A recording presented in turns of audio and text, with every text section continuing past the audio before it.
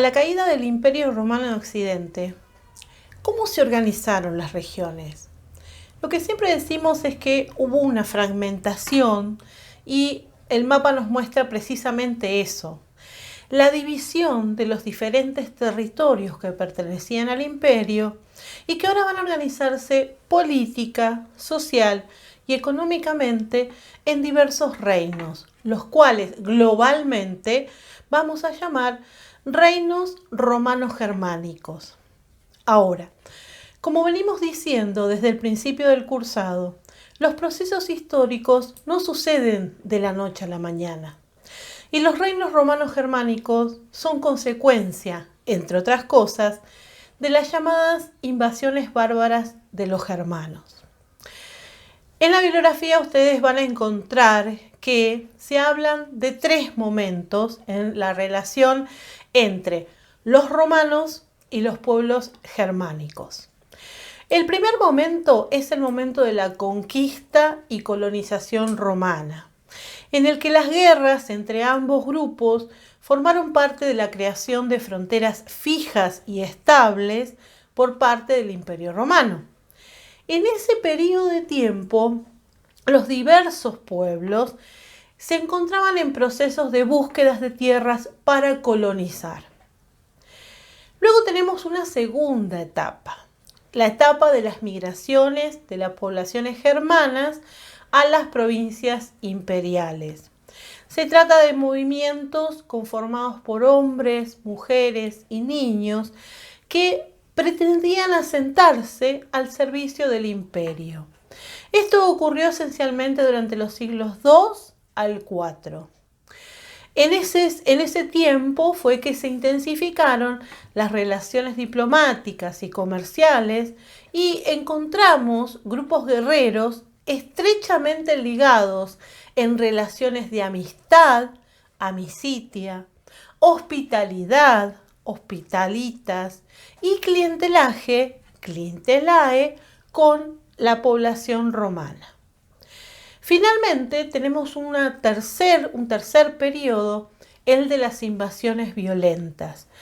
Este periodo está protagonizado por guerreros que por diversos motivos se adentraron en el territorio latino, siguieron a líderes en busca del botín que podían encontrar, tanto en las propiedades privadas como principalmente en las ciudades. Esto terminó en muchos de los casos con razias en las diferentes zonas, ocupaciones pacíficas en otras, pero que produjeron el desplazamiento de pueblos enteros hacia el interior del imperio, con el objetivo de poseer y gobernar un determinado territorio ante un estado imperial muy debilitado. Ahora, podemos preguntarnos quiénes son estos pueblos bárbaros o quiénes eran estos pueblos bárbaros. Los pueblos bárbaros pertenecieron a la primera serie de invasiones tribales que, a pesar de que experimentaron una progresiva diferenciación social, eran todavía pueblos organizados en comunidades extremadamente primitivas e incipientes, comparados obviamente con la organización del Estado romano de Occidente. Ninguno de estos pueblos tribales había conocido un estado territorial duradero, eran seminómadas. En lo religioso todos eran ancestralmente paganos, en términos cristianos, y la mayor parte carecía de escritura. Tampoco poseían, en casi todos los casos, un sistema de propiedad articulado o estabilizado. Las conquistas de las vastas extensiones de las antiguas provincias romanas les presentó entonces con estas características un problema de cómo explotarlas, cómo gestionarlas, cómo administrarlas. Entonces, en la mayoría de los casos, lo que se fue dando fue que estos pueblos se apoyaron fuertemente en las persistentes estructuras imperiales que, paradójicamente, conservaron. Ahora, Perry Anderson nos va a decir que esta combinación entre las características de organización de los pueblos invasores, los germánicos, y las características de la estructura de explotación del imperio, lo que logró es formar un sistemático dualismo institucional. Dualismo porque intervienen estos dos elementos, uno característico de los pueblos germánicos y otro característico del Estado del Imperio Romano.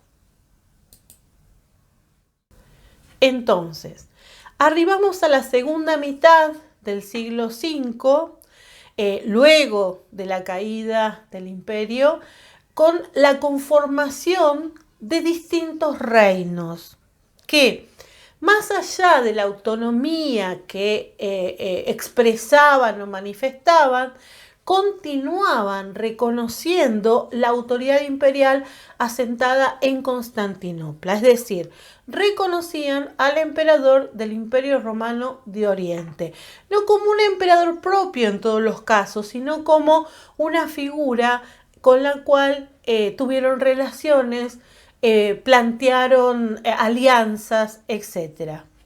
Si vemos en el mapa, nos muestran los distintos reinos, cómo se fueron organizando en esta primera etapa del siglo V. Los visigodos se instalaron en la Galia y en gran parte de la península ibérica. Ahí también estaban los suevos y los vascones en la costa noreste.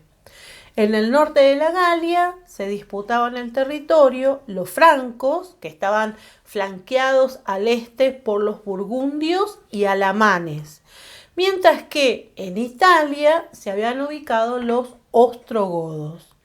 Si miramos a la Britania, allí peleaban distintos pueblos, los pictos, escotos, sajones y anglos. Mientras que en el norte de África se encontraban ocupados por los vándalos. En el mapa van a ver ustedes más detalladamente todas estas divisiones que protagonizaron las nuevas monarquías de estos reinos romanos-germánicos. En ese siglo V y paralelamente vemos la consolidación del poder político del papado, del papa. ¿Cómo llegamos a esto? Recuerden ustedes que con la unión entre el cristianismo y el Estado imperial, los emperadores fueron reconociendo la primacía del obispo de Roma por sobre el resto de los obispos occidentales. No solamente ese reconocimiento era informal, sino que era formal, ya que se le brindó y se escribió la capacidad que tenía y que iba a tener el obispo de Roma como autoridad jurisdiccional sobre un determinado territorio dentro de la ciudad de Roma.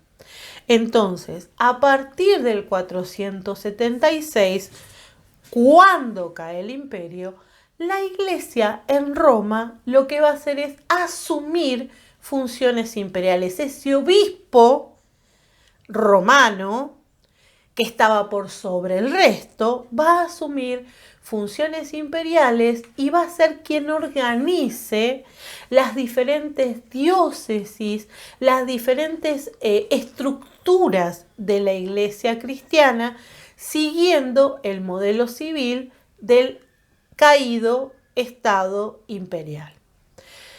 Es en ese momento cuando los obispos le van a atribuir al obispo de Roma el título de papa, el título de pontifex que aún hoy tiene el papa actual. El papa que protagonizó este proceso en ese siglo V fue León el Grande. Él fue quien encabezó y tomó las decisiones para el financiamiento de la autoridad papal en la cristiandad católica y organizó el poder del papado en función de decisiones y objetivos espirituales y decisiones y objetivos terrenales, porque ese poder no fue solamente espiritual, sino que adquirió gran importancia política, económica y social. Ahora, estas primeras organizaciones de los reinos romanos germánicos no permanecieron y se constituyeron de una vez para siempre, sino que siempre estuvieron en continua pelea. Entonces vamos a ver que hay reinos que se van a agrandar, otros que se van a achicar y otros que van a desaparecer o se van a fusionar entre ellos de acuerdo a las batallas que libren. Y vamos a arribar al siglo VII con algunos reinos ya consolidados, pero siempre con alianza y en comunión con el obispo de Roma, con el Papa, al quien paulatinamente fueron reconociendo y mostrando un respeto terrenal y espiritual. Entonces, la sede de Roma fue fortaleciéndose porque además el cristianismo fue el único elemento, la única estructura que quedó en pie luego de la caída del imperio y que atravesaba transversalmente todas las regiones que habían constituido a ese imperio. Paralelamente a estos procesos de constitución de los reinos, de afianzamiento del poder papal, desde Oriente, los ejércitos musulmanes amenazaban conquistar a estos nuevos reinos que se estaban formando, con lo cual estos reinos no solo tuvieron enemistad, batallas y guerras con sus vecinos, sino que también comenzaron a ser amenazados por los ejércitos musulmanes que intentaban entrar por el norte de África y al conquistar parte de la Hispania por esa región. Ahora, mirando todo este proceso desde el siglo V hasta el siglo VIII, podemos decir que desde la perspectiva de la cultura o la dimensión educativa, con la caída del Imperio Romano en Occidente, desaparecieron los logros intelectuales y culturales. Así lo define Bowen, ¿sí? Todo este movimiento cultural de la cultura popular o las propuestas educativas en la educación superior o la difusión de la enseñanza o la instrucción elemental que habíamos visto en el Alto Imperio, todo eso desaparece, ¿sí? Según las fuentes, para el año 700, la proporción de habitantes que sabía leer y escribir y la instrucción en general había alcanzado los niveles más bajos registrados hasta ese momento. Cuando decimos que desaparecieron de la masividad o de la mayoría de las regiones, pero no desaparecieron como contenido, ¿no? En los monasterios y en las catedrales fue donde se conservó, donde la iglesia cristiana empezó a monopolizar y a poner límites a la producción del conocimiento y a la difusión de ese conocimiento. Y esta situación va a perdurar hasta el advenimiento del Imperio carolingio.